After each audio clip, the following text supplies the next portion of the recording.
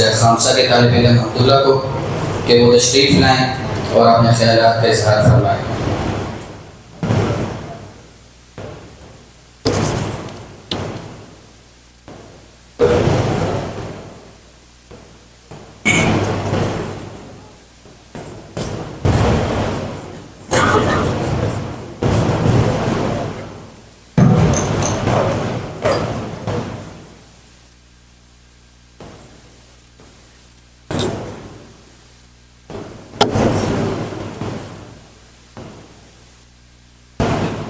الحمد لمن قال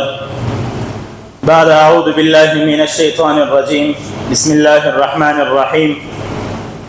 ورفعنا لك ذكرك صدق الله العظيم وقال النبي صلى الله عليه وسلم أنا سيد ولد آدم ولا فخر وأنا أول من تنشق الأرض عنه يوم القيامة ولا فخر وأنا شافع وأول مشفع ولا فخر ولواء الحمد بيدي يوم القيامة ولا فخر أو كما قال عليه الصلاة والسلام بلغ العلا بكماله كشف الدجى بجماله بلغ العلا بكماله كشف الدجى بجماله حسنت جميع خصاله صلوا عليه وآله يا رب صل وسلم دائما أبدا على حبيبك خير الخلق كلهم۔ سامعین محترم، میرے پیارے آقا صلی اللہ علیہ وسلم کو اللہ تعالیٰ نے ہر لحاظ اور ہر طرح سے کمالات کا مجسمہ بنایا تھا۔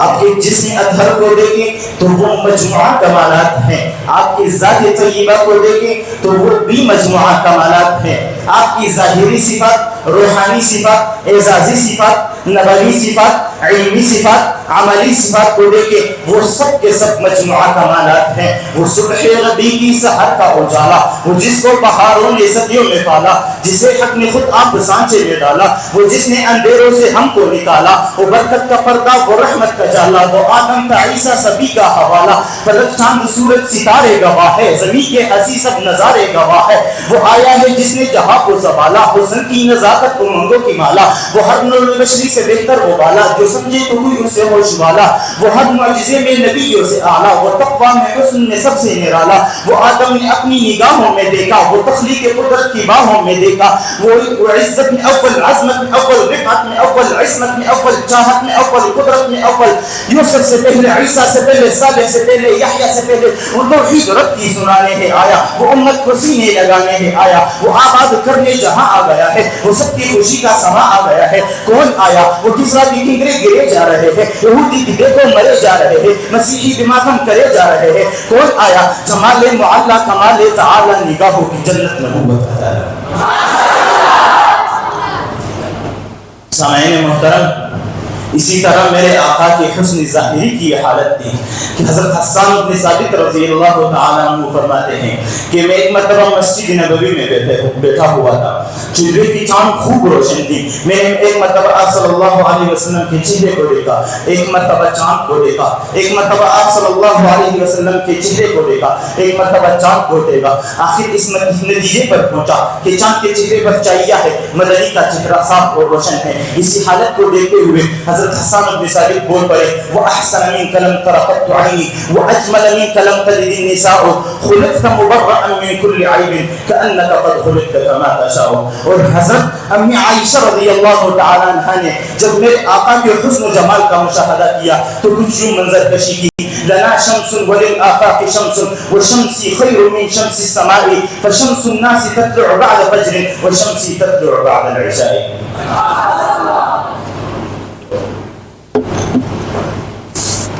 لیکن حقیقت یہ ہے کہ میرے آقا کے حسن و جمال کا ادراک کوئی نہیں کر پایا، جس نے جتنا سمجھا اتنا ہی بتا دیا۔ حالانکہ محسن نقوی نے اس کا کچھ یوں نقشہ کھینچا ہے، چہرہ ہے کہ انوار دو عالم کا صحیفہ، آنکھیں ہے کہ بحرین تقدس کی نگی ہے، ماتا ہے کہ وحدت کی تجلی کا ہے برق، عارض ہے کہ والفجر کی آیت کی امی ہے، یسوع ہے کہ باللیل کے بکرے حصہ ہے، ابرو ہے کہ قوسین شب قدر کلے ہے،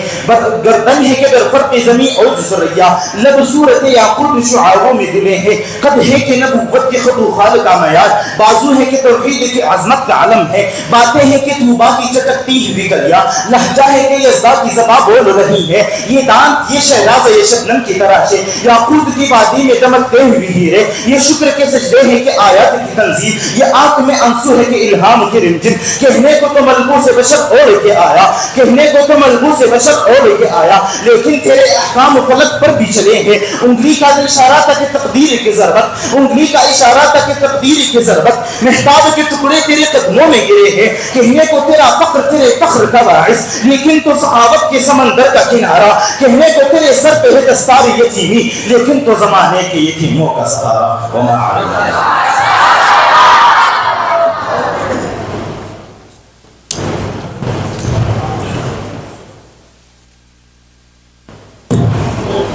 یہ تھے جناب عبداللہ صاحب جو آپ علیہ السلام کے حسن و جمال پر اپنے خیالات کا اظہار فرما رہے تھے. Now with great respect